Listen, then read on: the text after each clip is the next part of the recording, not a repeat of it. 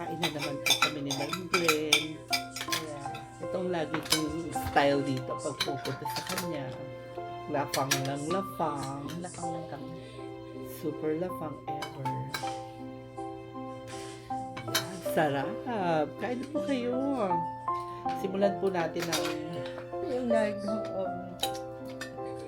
Yung ano, yung nagbigay ng cattle boy. katuloy. Hanapin po natin siya bukas. Andito lang po siya. Actually, kagagaling lang ni Glenn sa trabaho. Ako rin. Ako rin, kami dalawa. Sumugod ako dito. Kasi magpapapiesta raw siya. Ayan. Masaya naman. Uy, kamusta na yung kapitbahay mo dyan? Kuha niya ba yung bahay? Nag-aano sila. Naayos. Andiyan na ba yung ano? Alin? Man kita. Oo. Wala, hindi ba siya matinig? Talaga.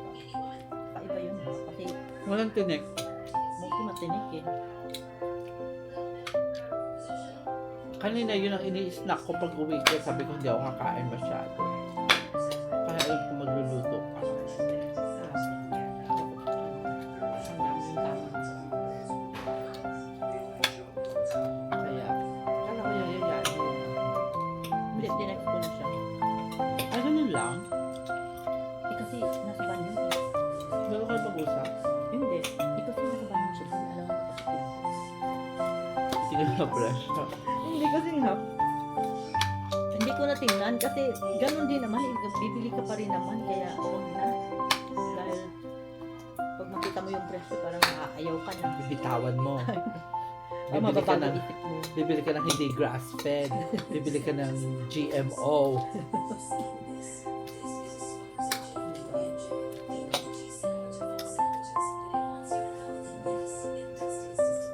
Parang wala tayo masyadong topic mo. Kasi gutom tayong dalawa.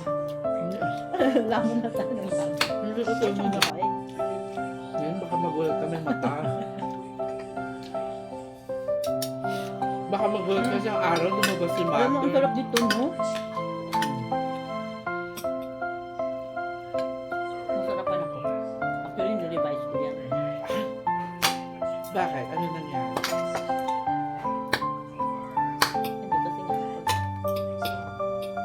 Mas masarap pa ganito. Yung monster.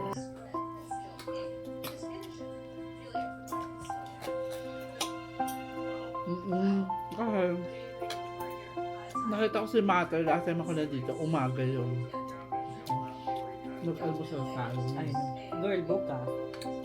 Ng breakfast. Depende ko anong gusto mo. Merong, Makikita ko ba si Mother? meron akong spam. Ay! Gusto mo. Di ba tuyo? Tuyo. Pwede ba to? Hindi pa kami tapos kumain ha. Nagpaplano na siya para bukas. Pwede ba to? Anchovy yan eh. I know, pero di ba tuyo din to? Anchovy. Yung ganito lang kalalaki yan. Parang dilis yan eh. Mahal mo kukuha ko nitong mangga. Di ba? Ang anchovy parang dilis. Alam ko Pero, din. daing pa rin siya. Yung parang tinapay na medyo matigas. Siguro, lagay mo yung tapos lagyan mo ng pate. Stock nila yun ng mga French chuchu.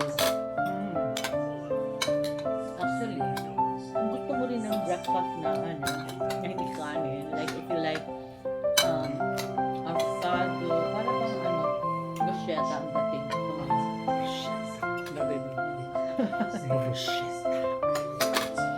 Tapos, yung lagyan mo ng onions, tomato, tapos balsamic vinegar. Tingnan natin.